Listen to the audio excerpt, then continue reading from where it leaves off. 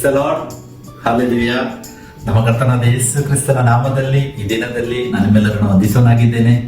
ಯೇಸು ಕ್ರಿಸ್ತನೇ ಸತ್ಯ ದೇವರು, ನಿತ್ಯ ಜೀವ. ಯೋಹಾನ 5:20 ವಾಕ್ಯ, ಕ್ರಿಸ್ತನೇ ನಿರಂತರ ಸ್ತುತಿ ಹೊಂದತಕ್ಕ ದೇವರು, ಆಮೆನ್. ರೋಮ 9:5 ಸ್ಪಷ್ಟವಾಗಿ ಹೇಳ್ತದೆ. ಈ ಸಂಚಿಕೆಯಲ್ಲಿ ನಾವು ಇನ್ನೊಂದು ವಿಷಯವನ್ನು ವಾಕ್ಯ ಭಾಗದಿಂದ ಧ್ಯಾನಿಸುವ 1 ಪೇತ್ರ 3ನೇ ಅಧ್ಯಾಯದಲ್ಲಿ 18ರಿಂದ 21ನೇ ವಾಕ್ಯವನ್ನು ಇವತ್ತು ನಾವು ಧ್ಯಾನಿಸುವ. ಅದರಲ್ಲಿ 19ನೇ ವಾಕ್ಯದಲ್ಲಿ ಪೇತ್ರನ ಹೇಳ್ತಾನೆ, ಇದಲ್ಲದೆ ಆತನು ಆತ್ಮರೂಪನಾಗಿ ಸೆರೆಯಲ್ಲಿದ್ದ ಆತ್ಮಗಳ ಬಳಿಗೆ ಅಂತೇಳಿ ಅಲ್ಲಿ ಉಲ್ಲೇಖಿಸಿ, ಮತ್ತೆ 20ನೇ ವಾಕ್ಯದಲ್ಲಿ 21ನೇ ವಾಕ್ಯದಲ್ಲಿ ಅಲ್ಲಿ ನೋಹನು ಮಾಡಿದ ಆ ಟೈಮಿಗೆ ಕಂಪೇರ್ ಮಾಡಿ ಅಲ್ಲಿ ಅವಿಧೇಯರಾದ ಆತ್ಮಗಳಿಗೆ ಸುವಾರ್ತೆಯನ್ನು ಸಾರಿದನು ಅಂತೇಳಿ ಆತರ ಉಲ್ಲೇಖಿಸಿದ್ದಾನೆ. ಸೊ ಅದರದ್ದು ಆಕ್ಚುಯಲ್ ಮೀನಿಂಗ್ ಏನಾಗಿದೆ ಎಂಬುದನ್ನು ನಾವು ಇವತ್ತು ಧ್ಯಾನಿಸುವ. ಯಾಕಂದ್ರೆ ತುಂಬಾ ಜನರು ಹೇಳ್ತಾರೆ, ಯೇಸು ಕ್ರಿಸ್ತರು ದೇಹದಲ್ಲಿ ಸತ್ತ ಮೇಲೆ ಅಧೋಲೋಕಕ್ಕೆ ಹೋಗಿ ಅಲ್ಲಿ ಸುವಾರ್ತೆಯನ್ನು ಸಾರಿ, ಯಾರೆಲ್ಲ ಆ ಟೈಮಲ್ಲಿ ಅವಿಧೇಯರಾಗಿದ್ದಾರೆ ಅವರಿಗೆ ಸುವಾರ್ತೆಯನ್ನು ಸಾರಿ ಮತ್ತೆ ಪುನಃ ಅಲ್ಲಿಂದ ಪರಲೋಕಕ್ಕೆ ಹೋಗಿದ್ದಾರೆ ಅಂತೇಳಿ ಎಲ್ಲ ಬೋಧನೆ ಇದೆ. ಬಟ್ ಅದು ಏನನ್ನು ಸೂಚಿಸ್ತದೆ, ಅದರ ಅರ್ಥವೇನು ಅಂತೇಳಿ ನಾವು ಇವತ್ತು ಸ್ವಲ್ಪ ವಾಕ್ಯ ಭಾಗದಲ್ಲಿ ಧ್ಯಾನಿಸುವ. ವಾಕ್ಯವು ಈ ತರ ಇದೆ 18ರಿಂದ, ಕ್ರಿಸ್ತನು ಸಹ ನೀತಿವಂತನಾಗಿದ್ದು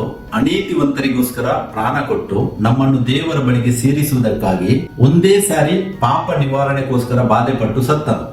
ಆತನು ಶರೀರ ಸಂಬಂಧದಲ್ಲಿ ಕೊಲ್ಲಲ್ಪಟ್ಟನು, ಆತ್ಮ ಸಂಬಂಧದಲ್ಲಿ ತಿರುಗಿ ಬದುಕೋಣದನು. ಇದಲ್ಲದೆ ಆತನು ಆತ್ಮರೂಪನಾಗಿ ಸೆರೆಯಲ್ಲಿದ್ದ ಆತ್ಮಗಳ ಬಳಿಗೆ, ಅಂದರೆ ಪೂರ್ವ ಕಾಲದಲ್ಲಿ ನೋಹನು ನಾವೆಯನ್ನು ಕಟ್ಟಿಸುತ್ತಿರಲು ದೇವರು ದೀರ್ಘಶಾಂತಿಯಿಂದ ಕಾದಿದ್ದಾಗ ಆತನಿಗೆ ಅವಿಧೇಯರಾಗಿದ್ದವರ ಬಳಿಗೆ ಹೋಗಿ ಸುವಾರ್ತೆಯನ್ನು ಸಾರಿದನು. ಆ ನಾವೆಯೊಳಗೆ ಕೆಲವರು, ಅಂದರೆ 8 ಜನರು ಸೇರಿ ನೀರಿನ ಮೂಲಕ ರಕ್ಷಣೆ ಹೊಂದಿದರು. ಆ ನೀರಿಗೆ ಅನುರೂಪವಾದ ದೀಕ್ಷಾ ಸ್ನಾನವು ಯೇಸು ಕ್ರಿಸ್ತನ ಪುನರುತ್ಥಾನದ ಮೂಲಕ ಈಗ ನಮ್ಮನ್ನು ರಕ್ಷಿಸುತ್ತದೆ. ಅದು ಮೈ ಕೊಳೆಯನ್ನು ಹೋಗಲಾಡಿಸುವಂತದ್ದಲ್ಲ, ಒಳ್ಳೆ ಮನಸ್ಸಾಕ್ಷಿ ಬೇಕೆಂದು ದೇವರಿಗೆ ವಿಜ್ಞಾಪಿಸಿಕೊಳ್ಳುವಂತದ್ದೇ. ಆಮೆನ್. ಈ ವಾಕ್ಯದಲ್ಲಿ ತುಂಬಾ ವಿಷಯಗಳು ವಾಕ್ಯದಲ್ಲಿ ಧ್ಯಾನಿಸಲಿಕ್ಕೆ. ಇಲ್ಲಿ ಪೇತ್ರನು ಹೇಳ್ತಾನೆ, ಮೊದಲಿಗೆ ಕ್ರಿಸ್ತನು ಸಹ ನೀತಿವಂತನಾಗಿತ್ತು, ಇದರ ಅರ್ಥವನ್ನು ಧ್ಯಾನಿಸುವ.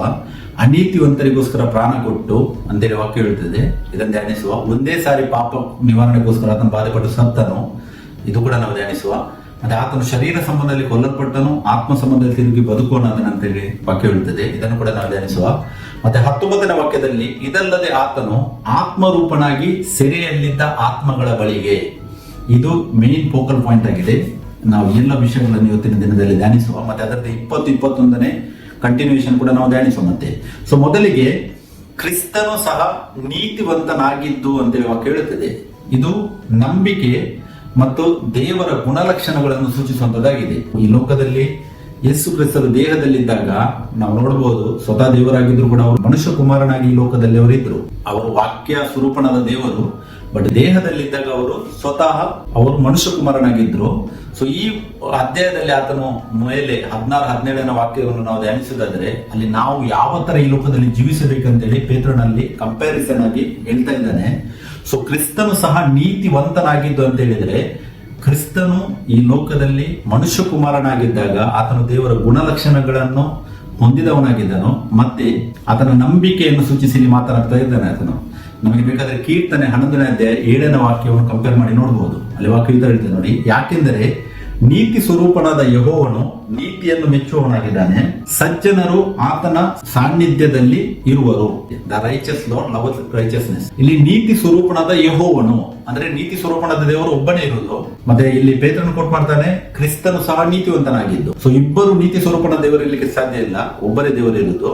ಸೊ ನೀತಿ ಸ್ವರೂಪನಾದ ಯೆಹೋವನೇ ಯೇಸು ಕ್ರಿಸ್ತನ ಅಂತೇಳಿ ಈ ವಾಕ್ಯದಲ್ಲಿ ಕೂಡ ನಮಗೆ ದೃಢವಾಗ್ತದೆ. ಸೊ ಇಲ್ಲಿ ನೀತಿ ಸ್ವರೂಪನಾದ ಯೆಹೋವನು ನೀತಿಯನ್ನು ಮೆಚ್ಚುವನಾಗಿದ್ದಾನೆ.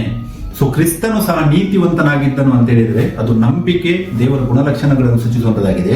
ಮತ್ತೆ ಇನ್ನೊಂದು ವಾಕ್ಯ ಬೇಕಾದ್ರೆ ಯೋಹಾನ 8:46 ಓದ್ಬೋದು ನಮ್ಗೆ. ಅಲ್ಲಿ ವಾಕ್ಯ ಹೇಳ್ತೇನೆ ನೋಡಿ, ನನ್ನಲ್ಲಿ ಪಾಪವನ್ನು ತೋರಿಸಿಕೊಡುವವರು ನಿಮ್ಮೊಳಗೆ ಯಾರಿದ್ದಾರೆ? ನಾನು ಸತ್ಯವನ್ನು ಹೇಳುವವನಾಗಿರುವಲ್ಲಿ ನೀವು ನನ್ನ ಮಾತನ್ನು ನಂಬದೇ ಇರುವುದು ಯಾಕೆ ಅಂತೇಳಿ ಈ ವಾಕ್ಯದಲ್ಲಿ ಫರಿಸಾಯರಿಗೆ, ಶಾಸ್ತ್ರಿಗಳಿಗೆ ಇಲ್ಲಿ ಯೇಸು ಕ್ರಿಸ್ತರು ಕ್ವಶನ್ ಮಾಡ್ತಾರೆ.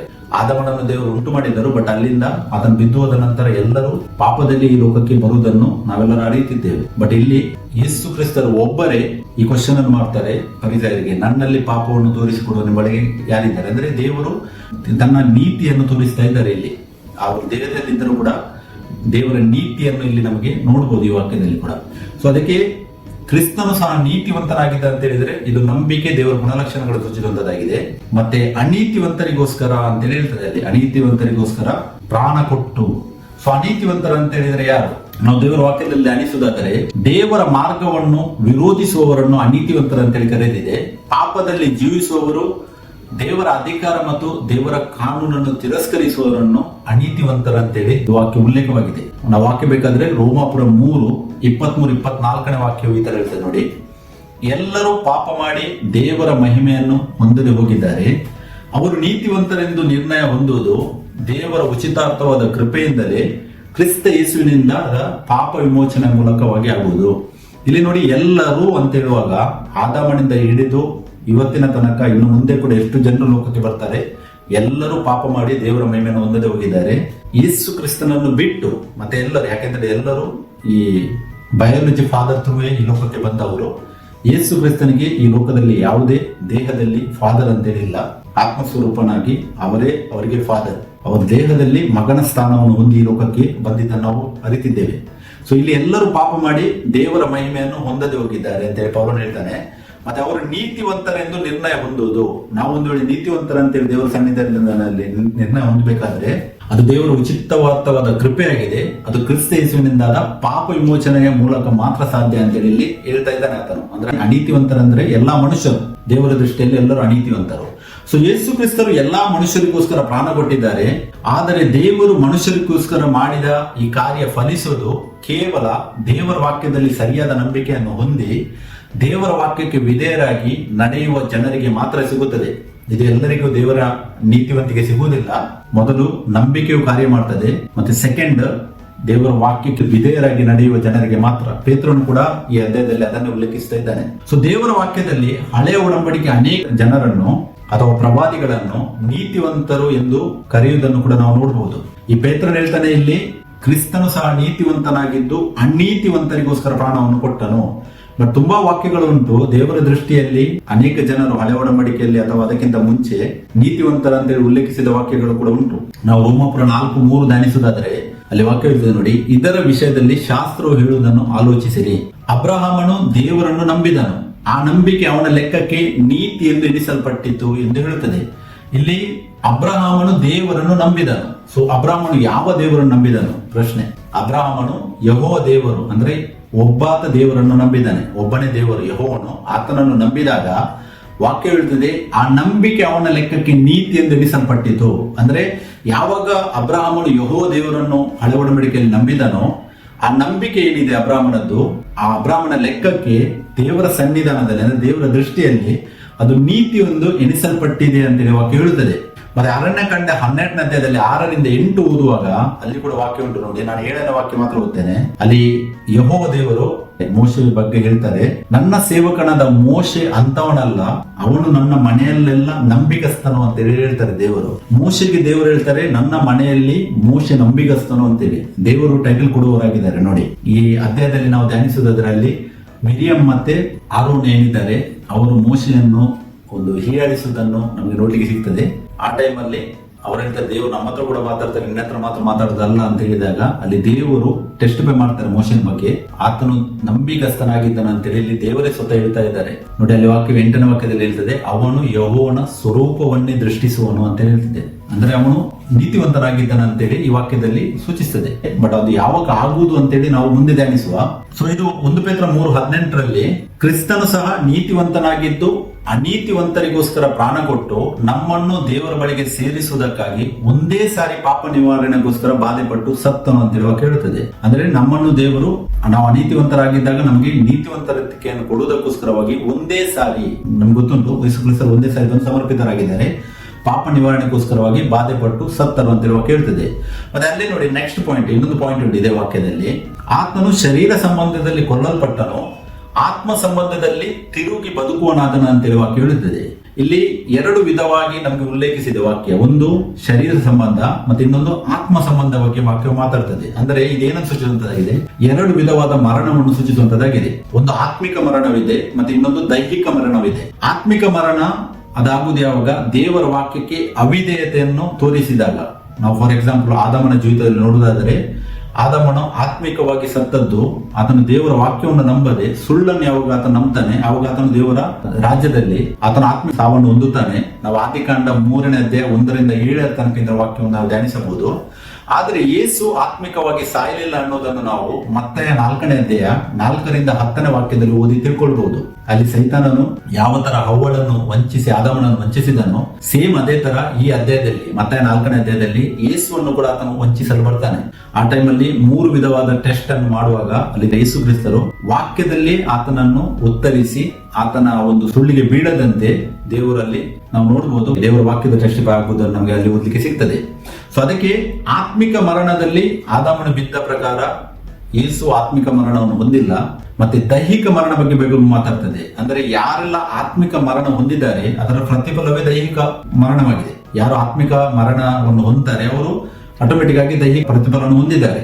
ಸೊ ರೋಮಪುರ 6:23 ನಾವು ಓದುವುದಾದ್ರೆ ವಾಕ್ಯ ಹೇಳ್ತದೆ, ಯಾಕೆಂದರೆ ಪಾಪವು ಕೊಡುವ ಸಂಬಳ ಮರಣ, ದೇವರ ಉಚಿತಾರ್ಥ ವರವು ನಮ್ಮ ಕರ್ತನಾದ ಕ್ರಿಸ್ತ ಯೇಸುವಿನಲ್ಲಿರುವ ನಿತ್ಯ ಜೀವ. ಪಾಪವು ಕೊಡುವ ಸಂಬಳ ಮರಣ, ಅಂದ್ರೆ ಪಾಪ ಮಾಡಿದ್ರೆ ಅದು ಮರಣ ಅಂತೇಳಿ ಸ್ಪಷ್ಟ ಇದೆ. ಮತ್ತೆ ದೇವರ ಉಚಿತಾರ್ಥ ವರ ಏನಾಗಿದೆ, ನಮ್ಮ ಕರ್ತನಾದ ಕ್ರಿಸ್ತ ಯೇಸುವಿನಲ್ಲಿರುವ ನಿತ್ಯ ಜೀವ. ಇವಾಗ ಯೇಸು ಕ್ರಿಸ್ತರು ಆತ್ಮಿಕವಾಗಿ ಮರಣವನ್ನು ಹೊಂದಿಲ್ಲ, ಆದರೂ ದೈಹಿಕವಾಗಿ ಮರಣವನ್ನು ಹೊಂದಿದ್ದಾರೆ.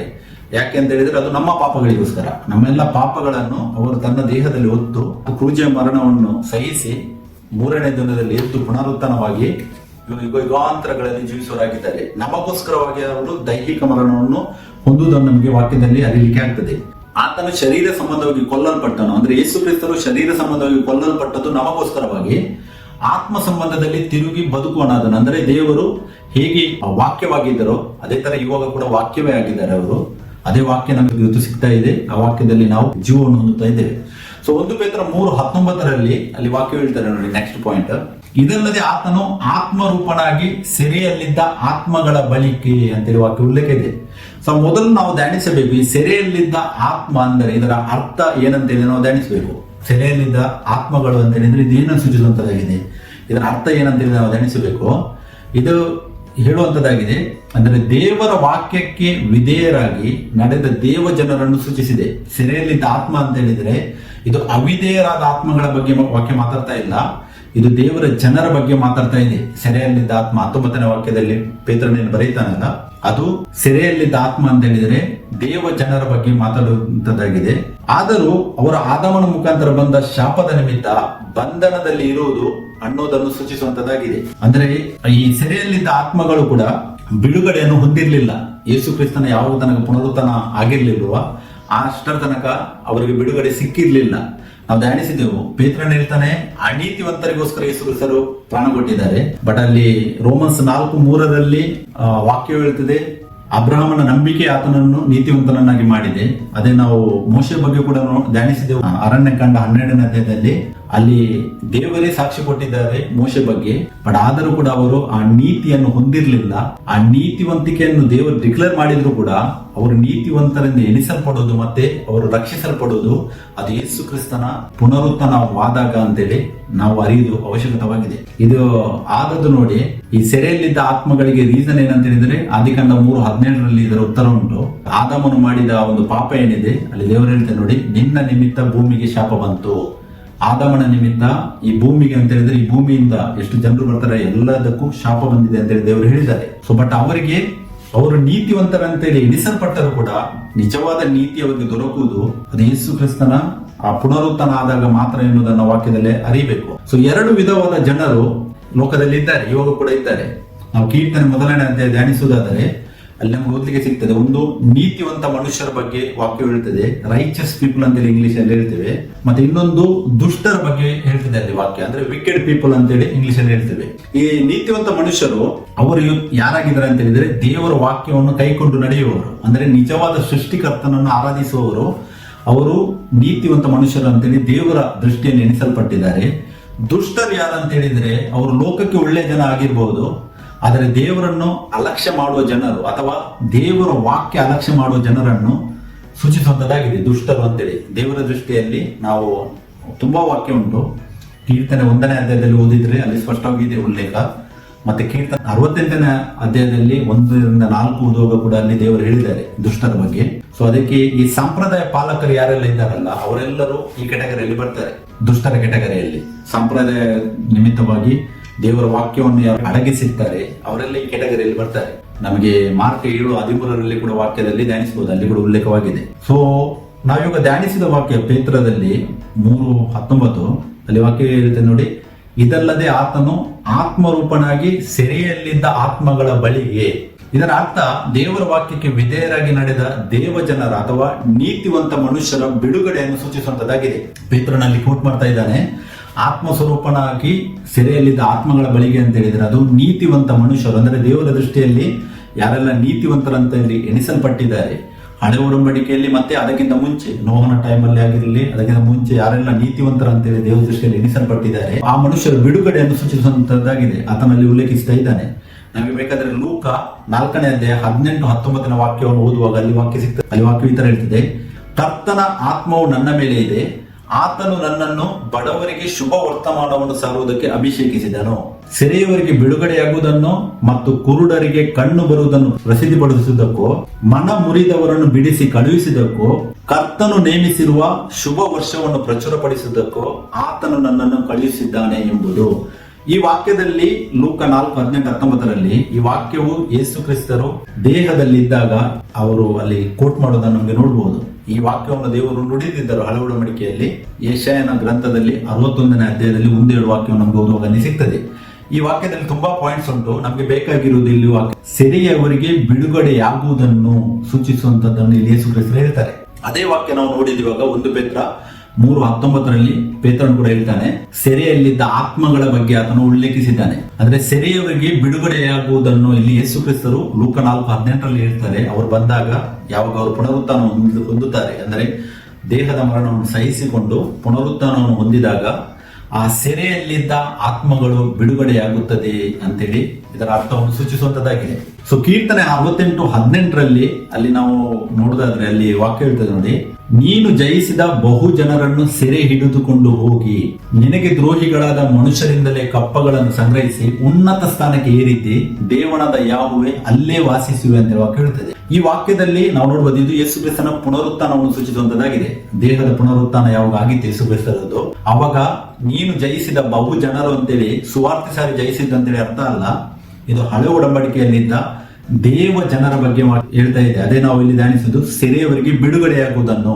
ಅದು ಮೊದಲೇ ದೇವರು ನುಡಿದಿದ್ದಾರೆ ಕೀರ್ತನೆ 68:18 ಮತ್ತೆ ಇನ್ನೊಂದು ವಾಕ್ಯ ಎಫೆಸ 4:8-10 ಕೂಡ ಓದುವಾಗ ಅಲ್ಲಿ ಕೂಡ ಉಂಟು. ಆದುದರಿಂದ ಆತನು ಉನ್ನತ ಸ್ಥಾನಕ್ಕೆ ಏರಿದಾಗ ತಾನು ಜಯಿಸಿದ್ದ ಬಹು ಜನರನ್ನು ಸೆರೆ ಹಿಡಿದುಕೊಂಡು ಹೋಗಿ ಮನುಷ್ಯರಿಗೆ ದಾನಗಳನ್ನು ಮಾಡಿದನು.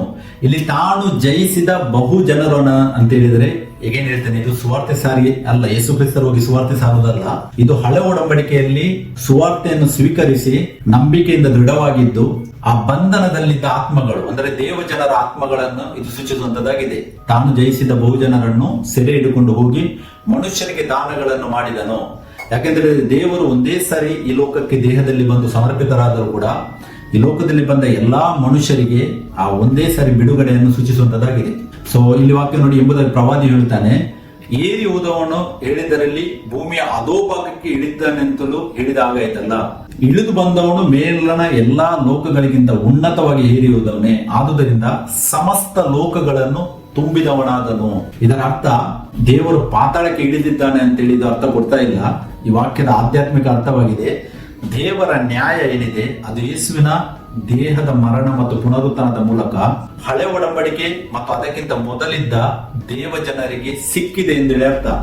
ಯಾವಾಗ ಯೇಸು ಕ್ರಿಸ್ತರು ಪುನರುತ್ಥಾನ ಹೊಂದುತ್ತಾರೆ ಈ ಲೋಕದಲ್ಲಿ, ಸೇಮ್ ಟೈಮು ಹಳೆ ಒಡಂಬಡಿಕೆಯಲ್ಲಿದ್ದ ದೇವ ಜನರಿಗೆ ಆ ಬಂಧನದಲ್ಲಿದ್ದ ಆತ್ಮಗಳಿಗೆ ಬಿಡುಗಡೆಯನ್ನಾಗುವುದನ್ನು ಸೂಚಿಸುವಂತದ್ದಾಗಿದೆ. ಪ್ರಕಟಣೆ 1:17-18 ಕೂಡ ನಮ್ಗೆ ವಾಕ್ಯ ಇದಕ್ಕೆ ಧ್ಯಾನಿಸಬಹುದು. ಅಲ್ಲಿ ವಾಕ್ಯ ಹೇಳ್ತದೆ ನೋಡಿ, ನಾನು ಆತನನ್ನು ಕಂಡಾಗ ಸತ್ತವನ ಹಾಗೆ ಆತನ ಪಾದಗಳ ಮುಂದೆ ಬಿದ್ದೆನು. ಆತನು ತನ್ನ ಬಲಗೈಯನ್ನು ನನ್ನ ಮೇಲಿಟ್ಟು, ಹೆದರಬೇಡ, ನಾನು ಮೊದಲನೆಯವನು ಕಡೆಯವನು ಸದಾ ಜೀವಿಸುವನಾಗಿದ್ದೇನೆ, ಸತ್ತವನಾದೆನು, ಯುಗೋ ಯುಗಾಂತರಗಳಲ್ಲಿ ಬದುಕುವನಾಗಿದ್ದೇನೆ, ಮರಣದ ಮತ್ತು ಪಾತಾಳದ ಬೀಗದ ಕೈಗಳು ನನ್ನಲ್ಲಿ ಇವೆ ಅಂತ ವಾಕ್ಯ ಹೇಳ್ತದೆ. ಇಲ್ಲಿ ಯೇಸು ಕ್ರಿಸ್ತರ 18ನೇ ವಾಕ್ಯದಲ್ಲಿ ಹೇಳ್ತಾರೆ ನೋಡಿ, ಸತ್ತವನಾದೆನು ಅಂದ್ರೆ ದೇಹದಲ್ಲಿ ನಾನು ಸತ್ತವನಾದೆನು ಮತ್ತು ಯುಗಾಂತರಗಳಲ್ಲಿ ಬದುಕುವನಾಗಿದ್ದೇನೆ, ಮರಣದ ಮತ್ತು ಪಾತಾಳದ ಬೀಗದ ಕೈಗಳು ನನ್ನಲ್ಲಿ ಅವೆ. ಇದೇ ಆ ಸೆರೆಯಲ್ಲಿ ಇರುವವರನ್ನು ಬಿಡುಗಡೆ ಮಾಡುವುದು ದೇವರು ಪುನರುತ್ಥಾನ ಆದಾಗ 3ನೇ ದಿನದಲ್ಲಿ ಅವ ಪುನರುತ್ಥಾನ ಆಗ್ತದೆ. ಆವಾಗ ಮರಣಾಧಿಕಾರಿಯನ್ನು ದೇವರು ದೇಹದ ಮರಣವನ್ನು ಹೊಂದಿ ಅದನ್ನು ಸೋಲಿಸಿ ಮತ್ತೆ ಆ ದೇವಜನರಿಗೆ ಬಿಡುಗಡೆಯನ್ನು ಕೊಡುವಂತ ಸೂಚಿಸುವಂತದ್ದಾಗಿದೆ. ಸೊ ಆ ಸೆರೆಯವರಿಗೆ ಬಿಡುಗಡೆ ಆಗುವುದಂತ ಹೇಳಿದ್ರೆ ಅವರಿಗೆ ಆ ಬಂಧನದಲ್ಲಿಂದ ಬಿಡುಗಡೆಯನ್ನು ಕೊಡುವಂತದ್ದಾಗಿದೆ. ಇದು ದೇವಜನರ ಬಗ್ಗೆ ಮಾತಾಡ್ತದೆ, ಇದು ಅವಿಧೇಯರಾದವರ ಬಗ್ಗೆ ಅಲ್ಲ. ಅದನ್ನು ಮುಂದೆ ಧ್ಯಾನಿಸುವ, ಅದು ಏನಂತೇಳಿ ನೆಕ್ಸ್ಟ್ ಪಾಯಿಂಟ್ ನಾವು ಧ್ಯಾನಿಸೋದ್ರೆ 1 ಪೇತ್ರ 3:20 ವಾಕ್ಯವನ್ನು ಇವಾಗ ನಾವು ಧ್ಯಾನಿಸುವ. ನಾವು ಮೊದಲು ಧ್ಯಾನಿಸಿದೆವು ಆ ಸೆರೆಯಲ್ಲಿದ್ದ ಆತ್ಮ ಅಂತ ಹೇಳಿದ್ರೆ ಅದು ದೇವಜನರ ಆತ್ಮ. ಮತ್ತೆ 20ನೇ ವಾಕ್ಯದಲ್ಲಿ ಅಲ್ಲಿ ವಾಕ್ಯ ಹೇಳ್ತೇನೆ, ಅಂದರೆ ಪೂರ್ವ ಕಾಲದಲ್ಲಿ ನೋಹನು ನಾವೆಯನ್ನು ಕಟ್ಟಿಸುತ್ತಿರಲು ದೇವರು ದೀರ್ಘ ಶಾಂತಿಯಿಂದ ಕಾದಿದ್ದಾಗ ಆತನಿಗೆ ಅವಿಧೇಯರಾಗಿದ್ದವರ ಬಳಿಗೆ ಹೋಗಿ ಸುವಾರ್ತೆಯನ್ನು ಸಾರಿದನು. ಆ ನಾವೆಯೊಳಗೆ ಕೆಲವರು ಅಂದ್ರೆ 8 ಜನರು ಸೇರಿ ನೀರಿನ ಮೂಲಕ ರಕ್ಷಣೆ ಹೊಂದಿದರು ಅಂತೇಳಿ ಇಲ್ಲಿ ಪೇತ್ರನು ಹೇಳ್ತಾನೆ. ಇಲ್ಲಿ ಆತನಿಗೆ ಅವಿಧೇಯರಾಗಿದ್ದವರ ಬಳಿಗೆ ಹೋಗಿ ಸುವಾರ್ತೆಯನ್ನು ಸಾರಿದನು. ಹಾಗಿದ್ರೆ ಈ ವಾಕ್ಯದ ಪ್ರಕಾರ ದೇವರಿಗೆ ಅಧೀನ ಆಗದ ಜನರಿಗೆ ಅಂದ್ರೆ ದುಷ್ಟ ಜನಾಂಗಕ್ಕೆ ಯೇಸು ಕ್ರಿಸ್ತರು ಸತ್ತ ಮೇಲೆ 2ನೇ ಸಾರಿ ಸುವಾರ್ತೆ ಸಾರಿದ್ದು ಅಂತ ಪೇತ್ರ ಹೇಳ್ತಾನೆ ಅಂತೇಳಿ ಒಂದು ವೇಳೆ ನಾವು ಭಾವಿಸೋದಾದ್ರೆ ಅದು ನಮ್ಮ ತಪ್ಪು ಕಲ್ಪನೆಯಾಗಿದೆ. ಯಾಕೆಂದ್ರೆ ಮನುಷ್ಯನಿಗೆ ಒಂದು ಜೀವನ, ಒಂದೇ ಅವಕಾಶ, 2ನೇ ಅವಕಾಶವಿಲ್ಲ ಅಂತೇಳಿ ನಾವು ಧ್ಯಾನಿಸಬೇಕು. ದೈಹಿಕವಾಗಿ ಮರಣ ಯಾರು ಹೊಂದುತ್ತಾರೆ, ಆಮೇಲೆ ಅವರಿಗೆ ಯಾರು ಹೋಗಿ ಸ್ವಾರ್ಥ ಕೂಡ ಕೊಡ್ಲಿಕ್ಕೆ ಆಗುದಿಲ್ಲ, ಆಮೇಲೆ ಅವರಿಗೆ ಯಾವ ಪ್ರಾರ್ಥನೆ ಕೂಡ ಅವರನ್ನು ಬದುಕಿಸುವುದಿಲ್ಲ. ಯಾಕಂದ್ರೆ ಇವಾಗ ತುಂಬಾ ನೋಡ್ಬೋದು, ತುಂಬಾ ಜನರು ಪ್ರಾರ್ಥನೆ ಮಾಡ್ತಾರೆ, ಅದರಲ್ಲಿ daily prayer, weekly prayer, monthly prayer, yearly prayer, ಮತ್ತೆ ಇಯರ್ ಪ್ರೇಯರ್ ಎಲ್ಲ ಮಾಡ್ತಾರೆ. ಅದೆಲ್ಲ ವ್ಯರ್ಥವಾಗಿದೆ. ಯಾರೆಲ್ಲ ಲೇವಿ ಯಾಜಕ ಗೋತ್ರವನ್ನು ನಡೆಸ್ತಾರೆ ಅವರಿಗೆ ಅದು ದುಡ್ಡು ಅಷ್ಟೇ. ಒಮ್ಮೆ ದೇಹದಿಂದ ಸಪರೇಷನ್ ಆದ್ಮೇಲೆ ಮನುಷ್ಯನ ರಕ್ಷಣೆ ಇಲ್ಲ ಎನ್ನುವಂತ ನಾವು ವಾಕ್ಯದಲ್ಲಿ ಅರಿಬೇಕು. ಇಬ್ರಿಯ 9:27 ವಾಕ್ಯ ಈ ತರ ಇರ್ತದೆ ನೋಡಿ, ಒಂದೇ ಸಾರಿ ಸಾಯುವುದು ಆಮೇಲೆ ನ್ಯಾಯ ತೀರ್ಪು ಮನುಷ್ಯರಿಗೆ ಹೇಗೆ ನೇಮಕವಾಗಿದೆಯೋ ಹಾಗೆ ಕ್ರಿಸ್ತನು ಸಹ ಬಹುಜನರ ಪಾಪಗಳನ್ನು ಹೊತ್ತುಕೊಳ್ಳುವುದಕ್ಕೋಸ್ಕರ ಒಂದೇ ಸಾರಿ ಸಮರ್ಪಿತನಾದನು.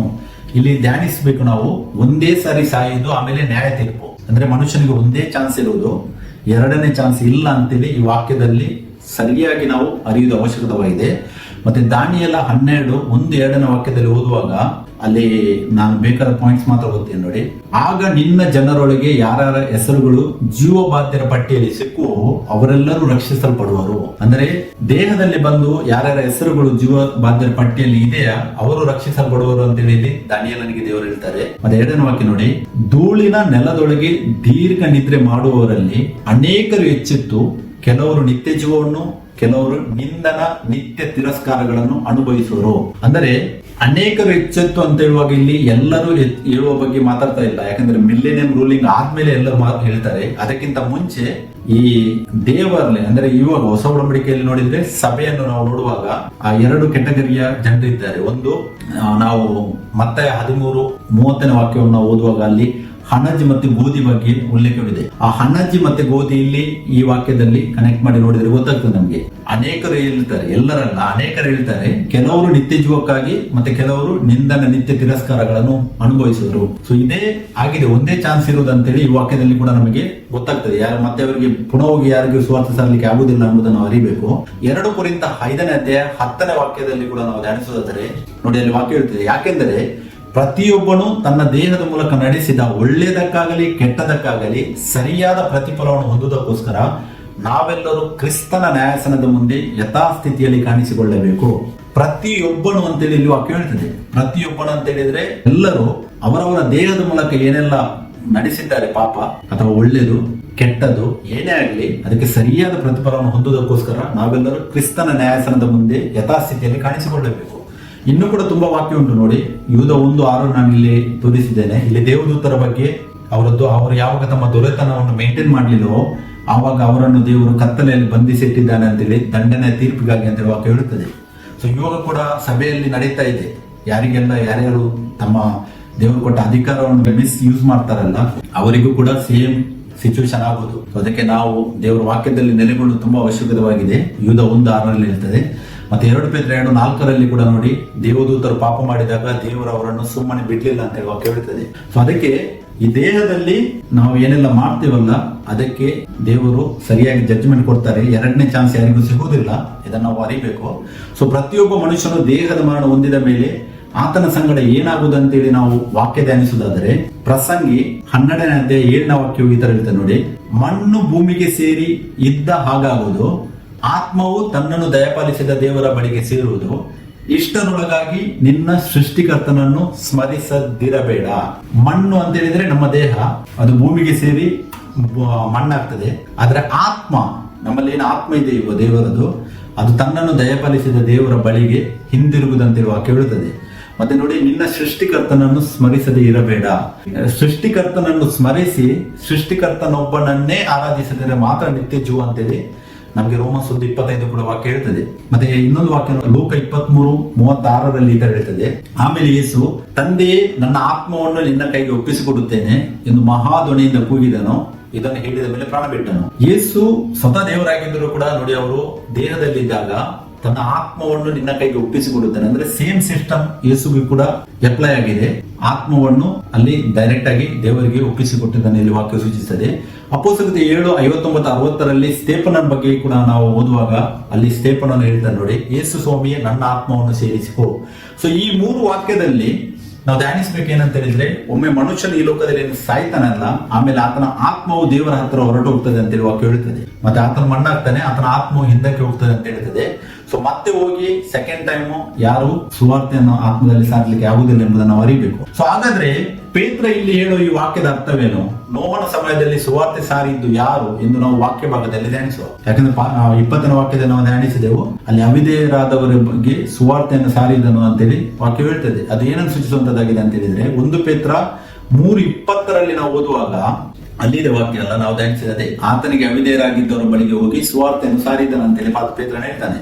ಸೊ ಇದಕ್ಕೆ ವಾಕ್ಯ 2 ಪೇತ್ರ 2:5 ನಾವು ಓದುವಾಗ ಅಲ್ಲಿ ನೋಹನ ಬಗ್ಗೆ ಇದೆ ವಾಕ್ಯ ನೋಡಿ, ಆತನು ಭಕ್ತಿಹೀನರಾದ ಪುರಾತನ ಲೋಕವನ್ನು ಸುಮ್ಮನೆ ಬಿಡದೆ ಅವರ ಮೇಲೆ ಜಲ ಪ್ರಳಯವನ್ನು ಬರಮಾಡಿದನು.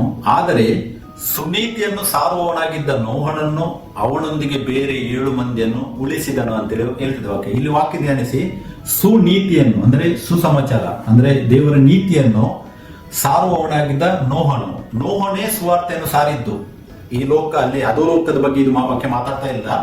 ಅದು ಸುನೀತಿ ಆಲ್ರೆಡಿ ಆ ಟೈಮ್ ಲಿಮಿಟ್ ಏನಿತ್ತು, ನೋಹನು ನಾವೇನು ಕಟ್ಟಿಸುವಾಗ more than 100 years ಆತನು ಸುವಾರ್ತೆಯನ್ನು ಸಾರಿದ್ದಾನೆ. ಇನ್ನೂ ಒಂದು ವಾಕ್ಯ ಬೇಕಾದ್ರೆ ಇಬ್ರಿ 11:7 ಕೂಡ ನಾವು ಧ್ಯಾನಿಸಬಹುದು. ನಂಬಿಕೆ ಬಗ್ಗೆ ಇದೆ ನೋಡಿ, ನಂಬಿಕೆ. ನೋಹನು ಕೂಡ ನಂಬಿಕೆಯಿಂದಲೇ ನೋಹನು ಅದುವರೆಗೆ ಕಾಣದಿದ್ದ ಸಂಗತಿಗಳ ವಿಷಯವಾಗಿ ದೈವೋಕ್ತಿಯನ್ನು ಹೊಂದಿ ಭಯ ಭಕ್ತಿಯುಳ್ಳವನಾಗಿ ತನ್ನ ಮನೆಯವರ ಸಂರಕ್ಷಣೆಗೋಸ್ಕರ ನಾವೆಯನ್ನು ಕಟ್ಟಿ ಸಿದ್ಧ ಮಾಡಿದನು. ಅದರಿಂದ ಅವನು ಲೋಕವನ್ನು ದಂಡನೆಗೆ ಪಾತ್ರರೆಂದು ನಿರ್ಣಯಿಸಿಕೊಂಡು ನಂಬಿಕೆಯ ಫಲವಾದ ನೀತಿಗೆ ಬಾಧ್ಯನಾದನು ಅಂತ ವಾಕ್ಯ ಹೇಳ್ತದೆ. ಇಲ್ಲಿ ನಂಬಿಕೆ ಮತ್ತೆ ನಂಬಿಕೆ ಫಲವಾದ ನೀತಿ. ಸೊ ದೇಹದಲ್ಲಿ ಮಾತ್ರ ನಮಗೆ ನೀತಿ ಸಿಗುವುದು, ಬಟ್ ಅದು ನೀತಿ ಸ್ಥಾಪಿತವಾದದ್ದು ಯೇಸು ಕ್ರಿಸ್ತನ ಪುನರುತ್ಥಾನದ ಸಮಯದಲ್ಲಿ ಅಂತೇಳಿ ನಾವು ವಾಕ್ಯ ಧ್ಯಾನಿಸಿದ್ದೇವೆ ಆಲ್ರೆಡಿ. ಯಾವಾಗ ಯೇಸು ಕ್ರಿಸ್ತರು ಪುನರುತ್ಥಾನ ಹೊಂದುತ್ತಾರೆ ಆವಾಗ ಇಡೀ ಲೋಕಕ್ಕೆ ಜಡ್ಜ್ಮೆಂಟ್ ದೇವರದ್ದು ಸಿಗ್ತದೆ. ಅಂದ್ರೆ ಸೈತಾನನ ಬಲ ಏನಿದೆ ಅದು ಮುರಿಯುತ್ತದೆ ಎಂಬುದನ್ನು ಸೂಚಿಸುವಂತಾಗಿದೆ. ಸೊ 1 ಪೇತ್ರ 1:10 ಕೂಡ ನಾವು ಧ್ಯಾನಿಸಬಹುದು, ದೇವರು ನಿಮಗೆ ತೋರಿಸಿರುವ ಕೃಪೆಯನ್ನು ಕುರಿತು ಮುಂತಿಳಿಸಿದ ಪ್ರವಾದಿಗಳು ಈ ರಕ್ಷಣೆ ವಿಷಯದಲ್ಲಿ ಸೂಕ್ಷ್ಮವಾಗಿ ವಿಚಾರಿಸಿ ಪರಿಶೋಧನೆ ಮಾಡಿದರು. 11ನೇ ವಾಕ್ಯ ನೋಡಿ, ತಮ್ಮಲ್ಲಿದ್ದ ಕ್ರಿಸ್ತನ ಆತ್ಮನು ಕ್ರಿಸ್ತನಿಗೆ ಬರಬೇಕಾದ ಬಾಧೆಗಳನ್ನು ಅವುಗಳ ತರುವಾಯ ಉಂಟಾಗುವ ಪ್ರಭಾವವನ್ನು ಮುಂದಾಗಿ ತಿಳಿಸಿದಾಗ ಅವನು ಯಾವ ಕಾಲವನ್ನು ಇಲ್ಲವೇ ಎಂಥ ಕಾಲವನ್ನು ಸೂಚಿಸುವುದೆಂಬುದನ್ನು ಅವರು ಪರಿಶೋಧನೆ ಮಾಡಿದರು. ಈ ವಾಕ್ಯದಲ್ಲಿ ನಾವು ಧ್ಯಾನಿಸಬಹುದು, ಮುಂತಿಳಿಸಿದ ಪ್ರವಾದಿಗಳು ಅವರ ವಿಷಯದಲ್ಲಿ ನಾವು ಧ್ಯಾನಿಸಿದರೆ ಅಲ್ಲಿ ವಾಕ್ಯ ಹೇಳ್ತಾರೆ ನೋಡಿ, 11ನೇ ವಾಕ್ಯ, ತಮ್ಮಲ್ಲಿದ್ದ ಕ್ರಿಸ್ತನ ಆತ್ಮ ಅಂದ್ರೆ ಕ್ರಿಸ್ತನ ವಾಕ್ಯ. ವಾಕ್ಯವೇ ಆತ್ಮ. ನಾವು ಧ್ಯಾನಿಸಬೇಕು, ವಾಕ್ಯ ಬೇರೆ ಆತ್ಮ ಬೇರೆ ಅಲ್ಲ. ವಾಕ್ಯವೇ ದೇವರ ವಾಕ್ಯ ಏನಿದೆ ಅದೇ ಆತ್ಮ. ಯಾಕಂತ ಹೇಳಿದ್ರೆ ಯೋಹಾನ 6:63 ನಾವು ಓದಬಹುದು, ಯೇಸು ಕ್ರಿಸ್ತರು ಹೇಳ್ತಾರೆ, ಬದುಕಿಸುವಂತದ್ದು ಆತ್ಮವೇ, ಮಾಂಸ ಯೋಧಕ್ಕೆ ಬರುವುದಿಲ್ಲ. ನಾನು ನಿಮಗೆ ಹೇಳಿದ ಮಾತುಗಳೇ ಆತ್ಮವಾಗಿ ಜೀವವಾಗಿಯೂ ಇದೆ. ಅಂದ್ರೆ ದೇವರ ವಾಕ್ಯ ಏನಿದೆ ಅದರ ಸ್ವರೂಪ ಆತ್ಮವಾಗಿದೆ. ದೇವರ ಆತ್ಮ ಸ್ವರೂಪನು. ಯೋಹಾನ 4:24 ನಮ್ಗೆ ಓದಬಹುದು, ದೇವರ ಆತ್ಮ ಸ್ವರೂಪನು. ಬಟ್ ವಾಕ್ಯ, ದೇವರೆಂದ್ರೇನು ವಾಕ್ಯ. ನಾವು ಯೋಹಾನ 1:1 ನಾವು ಓದಬಹುದು, 1:14 ಓದಬಹುದು ನಮ್ಗೆ. ಸೊ ತಮ್ಮಲ್ಲಿದ್ದ ಕ್ರಿಸ್ತನ ಆತ್ಮ ಅಂತ ಹೇಳಿದ್ರೆ ಈ ನೋಹನಲ್ಲಿದ್ದ ಕ್ರಿಸ್ತನ ಆತ್ಮ ಅಂದ್ರೆ ಕ್ರಿಸ್ತನ ವಾಕ್ಯ ಏನಿದೆ ಅದು ವಾಕ್ಯವನ್ನು ಆತನು ಸುವಾರ್ತೆಯಾಗಿ ದೇಹದಲ್ಲಿದ್ದಾಗ ಸಾರಿದ್ದಾನೆ ಅವನಿಗೆ. ಸೊ ಹಾಗಿದ್ರೆ ಪೇತ್ರನಲ್ಲಿ ಯಾಕೆ ಆತರ ಬರೀತಾನೆ ಅದನ್ನು ನಾವು ಧ್ಯಾನಿಸುವುದು ಅವಶ್ಯಕವಾಗಿದೆ. 19ನೇ ವಾಕ್ಯದಲ್ಲಿ ನಾವು ಧ್ಯಾನಿಸಿದೆವು, ಇದಲ್ಲದೆ ಆತನ ಆತ್ಮರೂಪನಾಗಿ ಸೆರೆಯಲ್ಲಿದ್ದ ಆತ್ಮಗಳ ಬಳಿಕೆ ಅಂತ ಹೇಳಿದ್ರೆ ಅಲ್ಲಿ ಕೊಮ ಹಾಕಿದ್ದಾನೆ ಅವನು ನೋಡಿ. ಆತ್ಮರೂಪನಾಗಿ ಸೆರೆಯಲ್ಲಿದ್ದ ಆತ್ಮಗಳ ಬಿಡುಗಡೆ ಆಗಿದ್ದು ನಾವು ಧ್ಯಾನಿಸಿದೆವು. ಯಾವಾಗ ಪುನರುತ್ಥಾನ ಆಗ್ತದೆ ಸೇಮ್ ಟೈಮ್ ಅವರು ಆತ್ಮ ಜಡ್ಜ್ಮೆಂಟ್ ಅವ್ರಿಗೆ ಸಿಗ್ತದೆ. ಅಂದ್ರೆ ದೇವ ಜನರಿಗೆ ಜಡ್ಜ್ಮೆಂಟ್ ಸಿಗ್ತದೆ. ಮತ್ತೆ ಎಫೆಸ 4:7-8 ಕೀರ್ತನೆ 68:18 ನಾವು ನೋಡಿದೆವು. ಆತನು ಮೇಲಕ್ಕೆ ತೆಗೆದುಕೊಂಡು ಹೋದನು ಅಂತ ಹೇಳಿದ್ರೆ ಅವರು ಕ್ರಿಸ್ತನೊಂದಿಗೆ ಇದ್ದಾರೆ ಅಂತೇಳಿ ಅರ್ಥ. ಇವಾಗ ಕ್ರಿಸ್ತನು ಯಾವ ಇದರಲ್ಲಿ ಇದ್ದಾನೆ ನಮಗೋಸ್ಕರವಾಗಿ, ಆತನು ಪುನಃ ಬರುವಾಗ ಮಹಿಮಾ ಶರೀರದಲ್ಲಿ ಬರುವಾಗ ಓಲ್ಡ್ ಟೆಸ್ಟ್ಮೆಂಟ್ ಅಲ್ಲಿ ಇದ್ದ ದೇವರ ಜನರು ನಾವು ಎಲ್ಲರೂ ಇವಾಗ ಈಕ್ವಲ್ ಆಗಿ ಒಂದೇ ಸ್ಟೇಜ್ ಅಲ್ಲಿ ಇದ್ದೇವೆ. ಅಂದ್ರೆ ಕ್ರಿಸ್ತನಲ್ಲಿ ಸತ್ತವರು ಈ 3 ಕೆಟಗರಿಯ ಜನರು ದೇವಜನರು ಏನಿದ್ದಾರೆ ಅವರು ಒಂದೇ ಕೆಟಗರಿಯಲ್ಲಿ ಇದ್ದಾರೆ. ಸೊ ಇಲ್ಲಿ ಪೇತ್ರನು ಬರೀತಾನೆ, ಇದಲ್ಲದೆ ಆತನು ಆತ್ಮರೂಪನಾಗಿ ಸೆರೆಯಲ್ಲಿದ್ದ ಆತ್ಮಗಳ ಬಳಿಗೆ ಅಂತ ಹೇಳಿದ್ರೆ ಆತನ ಪುನರುತ್ಥಾನ ಆದಾಗ ಅದು ಬಿಡುಗಡೆಯನ್ನು ಸೂಚಿಸುವುದಾಗಿದೆ. ಬಟ್ ಆತನ 20ನೇ ವಾಕ್ಯವನ್ನು ಏನು ಉಲ್ಲೇಖಿಸಿದ್ದಾನೆ ಅದು ಯಾವ ತರ ಆಗಿದ್ದಂತೇಳಿ ಅವನು ವಿವರಿಸ್ತಾ ಇದ್ದಾನೆ ನೋಡಿ. ಆತನ ಅಲ್ಲಿ ಕೊಟ್ಟಿದ್ದ ಕಂಟಿನ್ಯೂಯೇಷನ್ ನಾವು ಸರಿಯಾಗಿ ಅದನ್ನು ಅರಿತು ಓದಿದ್ರೆ ಒಳ್ಳೇದು. ಇದಲ್ಲದೆ ಆತನು ಆತ್ಮರೂಪನಾಗಿ ಸೆರೆಯಲ್ಲಿದ್ದ ಆತ್ಮಗಳ ಬಳಿಗೆ, ಅಲ್ಲಿ ಕೋಮ ಇದೆ. ಮತ್ತೆ ಆತನು ಆ ಇನ್ಸಿಡೆಂಟ್ ಅನ್ನು ವಿವರಿಸ್ತಾನೆ. 20ನೇ ವಾಕ್ಯದಿಂದ ಪೇತ್ರನು ವಿವರಿಸ್ತಾ ಇದ್ದಾನೆ ಅದು ಯಾವಾಗ ಆದದ್ದು, ಹೇಗೆ ಆದದ್ದು ಅಂತೇಳಿ ಅದರ ವಿವರಣೆ ಕೊಡ್ತಾ ಇದ್ದಾನೆ. ಸೊ ಈ ವಾಕ್ಯ ಏನಿದೆ 19ನೇ ವಾಕ್ಯ ಅದು ಕಂಟಿನ್ಯೂಯೇಷನ್ ಅಲ್ಲ, ಸರಿಯಾಗಿ ನಾವು ಓದುವ.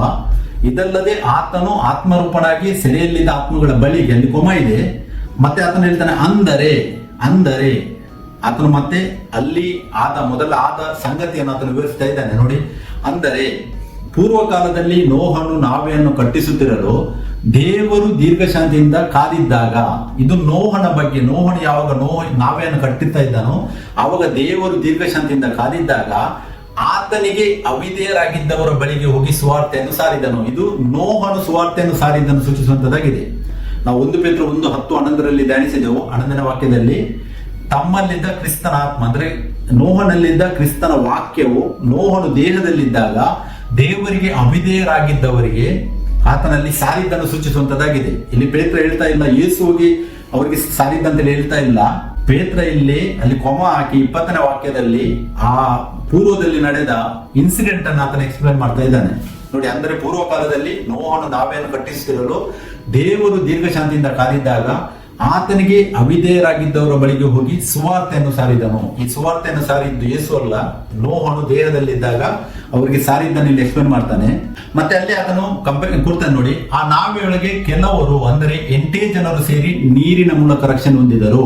ಆ ನಾವೆಯೊಳಗೆ ಯಾವಾಗ ನೋಹನು ದೇಹದಲ್ಲಿದ್ದನೋ ಆ ನಾವೆಯೊಳಗೆ ಯಾವಾಗ ಆತನು ಸೇರ್ತಾನೆ, ಆತನು ಮತ್ತೆ ಆತನ 7 ಜನ ಆ ಫ್ಯಾಮಿಲಿ ಮೆಂಬರ್ಸ್, ಅಂದ್ರೆ ಟೋಟಲ್ 8 ಜನರು ಆ ನೀರಿನ ಮೂಲಕ ರಕ್ಷಣೆಯನ್ನು ಹೊಂದಿದ್ದನ್ನು ಇಲ್ಲಿ ಪೇತ್ರನು ಉಲ್ಲೇಖಿಸ್ತಾ ಇದ್ದಾನೆ. ಮತ್ತೆ 21ನೇ ವಾಕ್ಯ ನೋಡಿ. ಆ ನೀರಿಗೆ ಅನುರೂಪವಾದ ದೀಕ್ಷಾ ಸ್ನಾನವು ಯೇಸು ಕ್ರಿಸ್ತನ ಪುನರುತ್ಥಾನದ ಮೂಲಕ ಈಗ ನಮ್ಮನ್ನು ರಕ್ಷಿಸ್ತದೆ. ಆತರ ಇಲ್ಲಿ ಎಕ್ಸಾಂಪಲ್ ಕೊಡ್ತಾ ಇದ್ದಾನೆ. ಆ ನೀರಿಗೆ ಅನುರೂಪವಾದ ದೀಕ್ಷಾ ಸ್ನಾನ ಈಗ ಯೇಸು ಕ್ರಿಸ್ತನ ಪುನರುತ್ಥಾನದ ಮೂಲಕ ನಮ್ಮನ್ನು ರಕ್ಷಿಸ್ತದೆ. ಅದು ಮೈಕೊಡೆಯನ್ನು ಹೋಗಲಾಡಿಸುವಂತದ್ದಲ್ಲ, ಒಳ್ಳೆ ಮನಸ್ಸಾಕ್ಷಿ ಬೇಕೆಂದು ದೇವರಿಗೆ ವಿಜ್ಞಾಪಿಸಿಕೊಳ್ಳುವಂತದ್ದೇ. ಇದರ ಅರ್ಥ ಏನಂತ ಹೇಳಿದ್ರೆ, ಆ ನೀರಿನ ದೀಕ್ಷಾ ಸ್ನಾನ ಇವಾಗ ಎಷ್ಟೋ ಜನರು ಇದರ ಪ್ರಾಮುಖ್ಯತೆಯನ್ನು ತಮ್ಮ ಜೀವಿತದಲ್ಲಿ ತಗೊಂಡಿಲ್ಲ. ತುಂಬಾ ಜನರು ಹೇಳ್ತಾರೆ ನಾವು ದೀಕ್ಷಾ ಸ್ನಾನ ತಗೊಂಡು ಸ್ವರ್ಗಕ್ಕೆ ಹೋಗ್ಲಿಕ್ಕೆ ಆಗುದಿಲ್ಲ ಅಂತೇಳಿ. ಆದರೆ ಇಲ್ಲಿ ವಾಕ್ಯವರು ಏನು ಉಲ್ಲೇಖಿಸ್ತಾ ಇದೆ, ಇದು ದೇವರ ವಾಕ್ಯ. ನಾವು ಲೂಕ 11:28 ಓದುವಾಗ ಅಲ್ಲಿ ವಾಕ್ಯ ಹೇಳ್ತದೆ, ಧನ್ಯರು ಯಾರಂತೇಳಿ ಅಲ್ಲಿ ವಾಕ್ಯದಲ್ಲಿ ಹೇಳಿದ್ದಾರೆ. ಲೂಕದಲ್ಲಿ ಅಲ್ಲಿ ಹೇಳ್ತದೆ ವಾಕ್ಯ, ಯಾರು ದೇವರ ವಾಕ್ಯವನ್ನು ಕೇಳಿ ಅದನ್ನು ಕೈಕೊಂಡು ನಡೆಯುತ್ತಾರೋ ಅವರು ಧನ್ಯರು ಅಂತೇಳಿ ವಾಕ್ಯ ಹೇಳ್ತದೆ. ಮತ್ತೆ ನಾವು ಮತ್ತೆ 5:3 ಕೂಡ ಆತ್ಮದಲ್ಲಿ ಬಡವರಾಗಿರುವರು ಧನ್ಯರು ಅಂತ ಹೇಳಿದ್ದೇವೆ. ಸೊ ವಾಕ್ಯಕ್ಕೆ ಯಾವಾಗ ನಾವು ವಿಧೇಯತೆಯನ್ನು ತೋರಿಸ್ತೇವೆ ಆವಾಗ ದೇವರ ನೀತಿ ನಮ್ಮ ಮೇಲೆ ನೆಲೆಗೊಳ್ಳುತ್ತದೆ. ಯಾಕಂದ್ರೆ ಈ ಬೈಬಲ್ ಅಲ್ಲಿ ಬರೆದ ಒಂದೊಂದು ವಾಕ್ಯ ಏನಿದೆ ಅದು ಸೃಷ್ಟಿಕರ್ತನಾದ ದೇವರ ವಾಕ್ಯ. ಅದು ನಾವೇ ಒಂದು ಹೇಳಿದ್ರೆ ನಮ್ಮ ಫ್ಯಾಮಿಲಿ ಮೆಂಬರ್ಸ್ ಯಾರಾದ್ರೂ ಅದನ್ನು ಮಾಡಿಲ್ಲ ಇದ್ರೆ ನಮ್ಗೆ ಎಷ್ಟು ಕೋಪ ಬರ್ತದೆ. ಬಟ್ ದೇವರು ಹೇಳಿದ ವಾಕ್ಯವನ್ನು ಇವತ್ತು ಎಷ್ಟೋ ಜನರು ಮಾಡದೆ ನಾವು ನೀರಿನ ದೀಕ್ಷಾಸನ ಮಾಡಿಕೊಡ್ಲೆ ನಮ್ಮ ಪಾಪ ತೊಳೆದು ಹೋಗುದಿಲ್ಲ, ಹಾಗೆ ತೊಳೆಯುತ್ತದ, ಹಾಗೆ ಹೀಗೆ ಕ್ರಿಸ್ತನ ರಕ್ತ ಎಂದರೆ ಎಷ್ಟೋ ಕ್ವಶನ್ಸ್ ಗಳನ್ನ ರೈಸ್ ಮಾಡ್ತಾರೆ. ಅದಕ್ಕೆ ಇಲ್ಲಿ ಪೇತ್ರನು ವಿವರಣೆ ನೀಡ್ತಾ ಇದ್ದಾನೆ. ಆತನಲ್ಲಿ ಕನೆಕ್ಟ್ ಮಾಡಿ ಹೇಳ್ತಾನೆ, ಯಾವ್ದಕ್ಕೆ ನೋಹನು ಹೇಗೆ ರಕ್ಷಿಸಲ್ಪಟ್ಟನೋ ಆ ನೀರಿನ ಮೇಲೆ ನಾವೇ ಅಂತ ಹೇಳಿದ್ರೆ ಏನು, ಇವಾಗ ನಾವೇ ಅಂತ ಹೇಳಿದ್ರೆ ಅದು ದೇವರ ಪ್ರೊಟೆಕ್ಷನ್. ಆ ದೇವರ ಪ್ರೊಟೆಕ್ಷನ್ ನಮಗೆ ಸಿಗುವಂತದ್ದು ಯಾವಾಗ ಸರಿಯಾದ ನಂಬಿಕೆಯನ್ನು ಹೊಂದಿ ಕ್ರಿಸ್ತನಲ್ಲಿ ನೆಲೆಗೊಂಡು ಯಾವಾಗ ನಾವು ದೇವರ ವಾಕ್ಯಕ್ಕೆ ತಗ್ಗಿಸಿಕೊಂಡು ಯೇಸು ಕ್ರಿಸ್ತನ ಹೆಸರಿನಲ್ಲಿ ಆ ಕ್ರಿಯೆಯನ್ನು ನಾವು ಮಾಡ್ತೇವೆ. ಅದು ನಮ್ಮ ಮೈಕೊಳೆಯನ್ನು ಹೋಗಲಾಡಿಸುವಂತದ್ದು ಅಲ್ಲ ಅಂತೇಳಿ ಅದನ್ನು ವಿವರಿಸ್ತಾನೆ. ಬಟ್ ಅದು ದೇವರಿಗೂ ಮನುಷ್ಯರಿಗೂ ಅಂದ್ರೆ ನಮಗೂ ದೇವರಿಗೂ ಒಂದು ಒಳ್ಳೆಯ ರಿಲೇಷನ್ ಅನ್ನು ಉಂಟು ಮಾಡುವಂತದ್ದಾಗಿದೆ, ಒಂದು ಒಳ್ಳೆಯ ಮನಸ್ಸಾಕ್ಷಿಯನ್ನು ಉಂಟು ಮಾಡುವಂತದ್ದಾಗಿದೆ ಅಂತ ಹೇಳಿ ಅದನ್ನು ವಿವರಿಸ್ತಾನೆ. ಸೊ ಅದಕ್ಕೆ ಈ ವಾಕ್ಯದ ಅರ್ಥವನ್ನು ನಾನು ಯೋಚಿಸ್ತೇನೆ, ನಿಮ್ಗೆ ಇದು ಅರ್ಥವಾಗಿದೆ ಅಂತೇಳಿ. ನಾವು ಧ್ಯಾನಿಸ್ತೇವೆ, ಕ್ರಿಸ್ತನು ನೀತಿವಂತನ ಅಂದ್ರೆ ನೀತಿವಂತನಾದ ದೇವರೇ ದೇಹದಲ್ಲಿ ಈ ಲೋಕದಲ್ಲಿ ಇದ್ದರು. ಅನೀತಿವಂತರಿಗೋಸ್ಕರ ಅಂದ್ರೆ ನಾವು ಅನೀತಿವಂತರಾಗಿದ್ರು ಕೂಡ ಆತನು ಯಾವಾಗ ನಮಗೋಸ್ಕರ ಪ್ರಾಣ ಕೊಡ್ತಾನೆ, ಆ ಟೈಮಲ್ಲಿ ಓಲ್ಡ್ ಟೆಸ್ಟ್ಮೆಂಟ್ ಅಲ್ಲಿದ್ದ ಆ ಬಂಧನದಲ್ಲಿದ್ದ ಆತ್ಮಗಳು ಮತ್ತೆ ಅದಕ್ಕಿಂತ ಮುಂಚೆ ದೇವರು ಹಳೆ ಒಡಂಬಡಿಕೆ ಮಾಡೋದಕ್ಕಿಂತ ಮುಂಚೆ ಕೂಡ ಒಂದು ಕಾಲ ಇತ್ತು. ಆ ಕಾಲದಲ್ಲಿ ಕೂಡ ಜನರು ಇದ್ದರು, ಲೈಕ್ ಅಬ್ರಹಾಂ, ನೋಹ ಇವರೆಲ್ಲ. ಸೊ ಅವರು ಕೂಡ ಅವರೆಲ್ಲರಿಗೂ ಏನಾಗ್ತದೆ, ಯೇಸು ಕ್ರಿಸ್ತನ ಪುನರುತ್ಥಾನ ಆದ ತಕ್ಷಣ ಅವರು ಬಂಧನದಿಂದ ಬಿಡುಗಡೆಯನ್ನು ಹೊಂದುತ್ತಾರೆ. ಅಂದ್ರೆ ಈ ಲೋಕಕ್ಕೆ ದೇವರ ಜಡ್ಜ್ಮೆಂಟ್ ಯೇಸು ಕ್ರಿಸ್ತನ ಪುನರುತ್ಥಾನದ ಟೈಮಲ್ಲಿ ಆಗುವುದನ್ನು ಸೂಚಿಸುವಂತದ್ದಾಗಿದೆ. ಸೊ ಮತ್ತೆ ನಾವು ಧ್ಯಾನಿಸಿದೆವು, ಆತನು ಶರೀರ ಸಂಬಂಧದಲ್ಲಿ ನಮಗೋಸ್ಕರವಾಗಿ ಆತನು ಕೊಲ್ಲಲ್ಪಟ್ಟನು, ಮತ್ತೆ ಆತ್ಮ ಸಂಬಂಧದಲ್ಲಿ ಆತನು ಇವಾಗ ಅಂದ್ರೆ ವಾಕ್ಯವಾಗಿ ಆತನು ಯುಗಾಂತರಗಳಲ್ಲಿ ಆತನು ಜೀವಿಸುವತನಾಗಿದ್ದಾನೆ. ಮತ್ತೆ ಇದಲ್ಲದೆ ಆತನು ಆತ್ಮರೂಪನಾಗಿ ಸೆರೆಯಲ್ಲಿದ್ದ ಆತ್ಮಗಳ ಬಳಿಗೆ ಅಂತ ಹೇಳಿದ್ರೆ ಲೂಕ 4:18-19 ವಾಕ್ಯದಲ್ಲಿ ನಾವು ಧ್ಯಾನಿಸಿದೆವು. ಅಲ್ಲಿ ಯೇಸು ಕ್ರಿಸ್ತರು ಹೇಳಿದ್ದಾರೆ, ಅವರು ಲೋಕದಲ್ಲಿ ಬಂದಾಗ ಆ ಸೆರೆಯಲ್ಲಿದ್ದ ಆತ್ಮಗಳನ್ನು ಕೂಡ ಬಿಡುಗಡೆ ಮಾಡುವುದನ್ನು ಅವರಲ್ಲಿ ಓದಿದ ವಾಕ್ಯ ಯೆಶಾಯನ ಮುಖಾಂತರವಾಗಿ ದೇವರು ಕೋಟ್ ಮಾಡಿದ ವಾಕ್ಯವನ್ನು ಅಲ್ಲಿ ಯೆಶಾಯ 61:1 ಏನು ಕೋಟ್ ಮಾಡಿದ್ದಾರೆ ಅದನ್ನು ಯೇಸು ಕ್ರಿಸ್ತರಲ್ಲಿ ಓದ್ತಾರೆ. ಮತ್ತೆ ಅದು ಆಗುವುದು ಯಾವಾಗ, ಯೇಸು ಕ್ರಿಸ್ತನ ಪುನರುತ್ಥಾನ ಆದಾಗ ಅದು ಆಗುವುದನ್ನು ಸೂಚಿಸುವಂತದ್ದಾಗಿದೆ. ಅಂದ್ರೆ ಲೋಕಕ್ಕೆ ಜಡ್ಜ್ಮೆಂಟ್ ಆಗುವುದನ್ನು, ಆ ಬಂಧನದಲ್ಲಿದ್ದ ದೇವ ಜನರ ಆತ್ಮಗಳು ಬಿಡುಗಡೆ ಹೊಂದುವುದನ್ನು ಸೂಚಿಸುವಂತದ್ದಾಗಿದ್ದನ್ನು ನಾವು ಧ್ಯಾನಿಸಿದ್ದೇವೆ. ಮತ್ತೆ ಇಲ್ಲಿ ಕಂಟಿನ್ಯೂಯೇಷನ್ ಆಗಿ ಈ ಪೇತ್ರನು ಏನ್ ಮಾಡಿದ್ದಾನೆ, ಆತನು ಆ ಟೈಮಲ್ಲಿ ಆದ ಇನ್ಸಿಡೆಂಟ್ ಅನ್ನು ಕೋಟ್ ಮಾಡಿದ್ದಾನೆ. ಬಟ್ ಅದು ಓದುವಾಗ ಕಂಟಿನ್ಯೂ ಓದ್ತಾ ಹೋದ್ರೆ ಅದು ನಾರ್ಮಲ್ ಏನಾಗ್ತದೆ, ಅದು ಕಂಟಿನ್ಯೂ ಆಗಿ ಯೇಸು ಕ್ರಿಸ್ತರು ಅಲ್ಲಿ ಪಾತಾಳಕ್ಕೆ ಹೋದದನ್ನು ಸೂಚಿಸುವಂತದ್ದಾಗಿದೆ. ಬಟ್ ಅದರ ಅರ್ಥ ಅಲ್ಲ. ಅದರ ಅರ್ಥ ನಾವು ಧ್ಯಾನಿಸಿದೆವು. ಯಾವಾಗ ಮನುಷ್ಯನು ಸಾಯ್ತಾನೆ ಆತನ ಆತ್ಮವು ಡೈರೆಕ್ಟ್ ದೇವರ ಹತ್ರ ಹೋಗ್ತದೆ ಅಂತೇಳಿ ವಾಕ್ಯವನ್ನು ನಾವು ಧ್ಯಾನಿಸಿದ್ದೇವೆ. ಬಟ್ ಅದರ ಅರ್ಥ ಏನಾಗಿದೆ ಅಂತ ಹೇಳಿದ್ರೆ ಅಲ್ಲಿ ಕೊಮ್ಮ ಕೊಟ್ಟು ಮತ್ತೆ ಆತನ ಇನ್ಸಿಡೆಂಟ್ ಅನ್ನು ಕೋಟ್ ಮಾಡಿ ಯಾವ ತರ ನಾವು ರಕ್ಷಿಸಲ್ಪಡುತ್ತೇವೆ ಅಂತೇಳಿ ಅದರ ವಿವರಣೆಯನ್ನು ನೀಡಿದ್ದನ್ನು ಸೂಚಿಸುವಂತದ್ದಾಗಿದೆ. ಸೊ ಅದಕ್ಕೆ ನಾನು ದೇವರಿಗೆ ಸ್ತೋತ್ರವನ್ನು ಸಲ್ಲಿಸ್ತೇನೆ. ಈ ಒಂದು ಒಳ್ಳೆಯ ವಿಷಯವನ್ನು ದೇವರು ಪ್ರಕಟಿಸಿ ಇವತ್ತು ನಿಮ್ಮ ಮುಂದೆ ಇದನ್ನು ಎಕ್ಸ್ಪ್ಲೇನ್ ಮಾಡುವಂತ ಕೃಪೆಯನ್ನು ಕೊಟ್ಟಿದ್ದಕ್ಕಾಗಿ ನಾನು ದೇವರಿಗೆ ಸ್ತೋತ್ರವನ್ನು ಸಲ್ಲಿಸ್ತೇನೆ. ಈ ವಾಕ್ಯ ಭಾಗದಲ್ಲಿ ನಾನೇನು ಇವಾಗ ವಿವರಣೆ ನೀಡಿದ್ದೇನೆ, ಇದರಲ್ಲಿ ಏನಾದರೂ ನಿಮಗೆ ಸಂದೇಹ ಇರುವುದಾದರೆ ಅಥವಾ ಕ್ವಶನ್ಸ್ ಇರುವುದಾದರೆ ಸ್ಕ್ರೀನ್ ಮೇಲೆ ನಮ್ಮ ನಂಬರ್ಸ್ ಗಳನ್ನು ನಾವು ರಿಫ್ಲೆಕ್ಟ್ ಮಾಡಿದ್ದೇವೆ. ಎನಿ ಟೈಮು ನಾವು ಡಿಸ್ಕಸ್ ಮಾಡಬಹುದು. ಯಾಕಂತ ಹೇಳಿದ್ರೆ ದೇವರ ವಾಕ್ಯದಲ್ಲಿ ನೆಲೆಗೊಂಡ್ರೆ ಮಾತ್ರ ಜೀವ ಸಿಗುವುದು. ನಾವು ಯೋಹಾನ 11:25 ಓದುವಾಗ ಅಲ್ಲಿ ವಾಕ್ಯ ಹೇಳ್ತದೆ, ಯೇಸು ಕ್ರಿಸ್ತ ಹೇಳಿದ್ದಾರೆ, ನಾನೇ ಪುನರುತ್ಥಾನವು ಜೀವ ಆಗಿದ್ದೇನೆ. ಜೀವ ಸಿಗುವುದು ದೇವರ ವಾಕ್ಯದಲ್ಲಿ ನೆಲೆಗೊಂಡಾಗ ಮಾತ್ರ. ಯಾರೆಲ್ಲ ಜೀವವನ್ನು ವಾಕ್ಯದಲ್ಲಿ ಹೊಂದುತ್ತಾರೆ ಅವರ ದೇಹವು ಕೊನೆಯ ದಿನದಲ್ಲಿ ಯೇಸು ಕ್ರಿಸ್ತನ 2ನೇ ಆಗಮನದಲ್ಲಿ ಪುನರುತ್ಥಾನವಾಗುವುದು. ಅದೇ ಯೇಸು ಕ್ರಿಸ್ತ ಹೇಳಿದರು, ನಾನೇ ಪುನರುತ್ಥಾನ, ನಾನೇ ಜೀವ ಅಂತೇಳಿ ಅವರು ಹೇಳಿದ್ದು. ಜೀವ ಸಿಗುವುದು ದೇವರ ವಾಕ್ಯದಲ್ಲಿ ನೆಲೆಗೊಂಡಾಗ. ಯಾವಾಗ ನಾವು ದೇವರ ವಾಕ್ಯದಲ್ಲಿ ನೆಲೆಗೊಳ್ಳುತ್ತೇವೆ ಆವಾಗ ಸೆಕೆಂಡ್ ಕಮಿಂಗ್ ಅಲ್ಲಿ ನಾವು ಯೇಸು ಕ್ರಿಸ್ತನ ಜೊತೆ ಹೇಳುವವರಾಗಿದ್ದೇವೆ. ವಾಕ್ಯದಲ್ಲಿ ನೆಲೆಗೊಂಡವರು ಮಾತ್ರ ಅಂತೇಳಿ ಸ್ಪಷ್ಟ ಇದೆ ಬೈಬಲ್. ಸೊ ಅದಕ್ಕೆ ವಾಕ್ಯದಲ್ಲಿ ನೆಲೆಗೊಳ್ಳಿ, ಸತ್ಯದಲ್ಲಿ ನೆಲೆಗೊಳ್ಳಿ. ಯೇಸು ಕ್ರಿಸ್ತನೇ ಸತ್ಯ. ಯೋಹಾನ 8:31-32 ಯೇಸು ಕ್ರಿಸ್ತ ಹೇಳ್ತಾರೆ, ಯಹೂದ್ಯರಿಗೆ ಹೇಳಿದ್ರು ಅವರು, ನೀವು ನನ್ನ ವಾಕ್ಯದಲ್ಲಿ ನೆಲೆಗೊಂಡ್ರೆ ಸತ್ಯವನ್ನು ತಿಳ್ಕೊಳ್ಳುವಿರಿ ಮತ್ತೆ ಸತ್ಯವು ನಿಮ್ಮನ್ನು ಬಿಡುಗಡೆ ಮಾಡೋದು. ಸೊ ಸತ್ಯವನ್ನು ನಾವು ತಿಳ್ಕೊಳ್ಬೇಕಾದ್ರೆ ದೇವರ ವಾಕ್ಯದಲ್ಲಿ ನೆಲೆಗೊಳ್ಬೇಕು. ದೇವರೇ ವಾಕ್ಯ. ಆ ವಾಕ್ಯ ಇವಾಗ ಬೈಬಲ್ ಅಲ್ಲಿ ಉಂಟು. ನಾವು ಯಾವಾಗ ತಗೊಂಡು ಅದನ್ನು ನಮ್ಮ ಜೀವಿತದಲ್ಲಿ ಅಪ್ಲೈ ಮಾಡಿ ಅನುಸರಿಸಿ ಮುಂದೂಡಲು ನಾವು ನಡೆಯುತ್ತೇವೆ, ಆವಾಗ ಅದು ನಮ್ಮ ಜೀವಿತದಲ್ಲಿ ಕಾರ್ಯ ಮಾಡುವಂತದ್ದಾಗಿದೆ. ಲೂಕ 11:28 ವಾಕ್ಯ ಉಂಟು, ಯಾರು ದೇವರ ವಾಕ್ಯವನ್ನು ಕೇಳಿ ಅದನ್ನು ಕೈಕೊಂಡು ನಡೆಯುತ್ತಾನೋ ಅವನು ಧನ್ಯನು ಅಂತೇಳಿ ಯೇಸು ಕ್ರಿಸ್ತರು ಹೇಳಿದ್ದಾರೆ. ಸೊ ಆದಮನು ಆ ಸುಳ್ಳಾದ ವಾಕ್ಯವನ್ನು ನಂಬಿದನು, ಅದಕ್ಕೆ ಆತನು ಬಿದ್ದು ಹೋದನು. ಆದ್ರೆ ಇವತ್ತು ದೇವರ ವಾಕ್ಯ ಏನು ಬರೆದಿದೆ, ಒಂದು ವೇಳೆ ನೀರಿನ ದೀಕ್ಷಾಸ್ನಾನದ ಇಂಪಾರ್ಟೆನ್ಸ್ ಕೂಡ ನಾವು ಇವತ್ತು ನೋಡಿದ್ದೇವೆ, ಈ ವಾಕ್ಯದಲ್ಲಿ ಉಂಟು. ಯೇಸು ಕ್ರಿಸ್ತನ ಹೆಸರಿನಲ್ಲಿ ಅಪೊಸ್ತಲರು ಬೋಧನೆ ಮಾಡಿದ್ದಾರೆ, ಅಪೊಸ್ತಲರು ಮಾಡಿದ್ದಾರೆ ಎನ್ನುವಂಥದ್ದು ವಾಕ್ಯ ನಮಗೆ ಬೈಬಲ್ ಅಲ್ಲಿ ಕಾಣ್ತಾ ಇರುವಾಗ ನಾವು ವಾಕ್ಯಕ್ಕೆ ಅವಿಧೇಯರಾಗದೆ ನಮ್ಮ ವಿಧೇಯತ್ವವನ್ನು ವಾಕ್ಯಕ್ಕೆ ತೋರಿಸಿ ನಾವು ದೇವರ ಮೊದಲು ನಂಬಿಕೆ ಸರಿ ಮಾಡಬೇಕು. ಯಾಕಂದ್ರೆ ಮಾರ್ಕ್ 16:16 ಹೇಳ್ತದೆ, ನಂಬಿ ದೀಕ್ಷಾಸ್ನಾನ ಮಾಡಿಸಿಕೊಳ್ಳೋ ರಕ್ಷಣೆ ಹೊಂದುವನು. ಮೊದಲು ನಂಬಿಕೆ ಸರಿಯಾಗಬೇಕು. ಈ ಟ್ರಿನಿಟಿ ತ್ರೈಕತ್ವ ನಂಬಿಕೆ ಇದ್ರೆ ಮತ್ತೆ ದೀಕ್ಷಾಸ್ನಾನ ನೀರಿನ ಹೆಸರಿನಲ್ಲಿ ಯೇಸು ಕ್ರಿಸ್ತನ ಮಾಡಿ ಕೂಡ ಏನು ಪ್ರಯೋಜನ ಇಲ್ಲ. ಯಾವಾಗ ನಂಬಿಕೆ ನಮಗೆ ಬರ್ತದೆ ಒಳಗಿಂದ ಯೇಸು ಕ್ರಿಸ್ತನೇ ದೇವರು ಅಂತೇಳಿ, ಆವಾಗ ನಾವು ಆ ಕ್ರಿಯೆ ಮಾಡಿದ್ರೆ ಅದು ನಮ್ಮ ಜೀವಿತದಲ್ಲಿ ಕಾರ್ಯವನ್ನು ಮಾಡುವಂತದ್ದಾಗಿದೆ. ನೋಡಿ, ದೇವರು ಸ್ಟೆಪ್ ಬೈ ಸ್ಟೆಪ್ ಆಗಿ ಒಂದೊಂದು ವಿಷಯಗಳನ್ನು ನಮಗೆ ವಾಕ್ಯದಲ್ಲಿ ಪ್ರಕಟಿಸ್ತಾರೆ. ಸೊ ಅದಕ್ಕೆ ದೇವರಿಗೆ ಸ್ತೋತ್ರ. ಈ ಒಂದು ಮೆಸೇಜ್ ಭಾಗದ ಎಲ್ಲ ಘನ ಮಾನ ಮಹಿಮೆ ಎಲ್ಲವನ್ನು ನಮ್ಮ ಕರ್ತನು ಒಡೆಯನು ರಕ್ಷಕನೂ ಆದ ಏಕದೇವರಾದ ಯೇಸು ಕ್ರಿಸ್ತನಿಗೆ ಸಲ್ಲಿಸ್ತೇನೆ. Praise the lord. Thank you. Amen.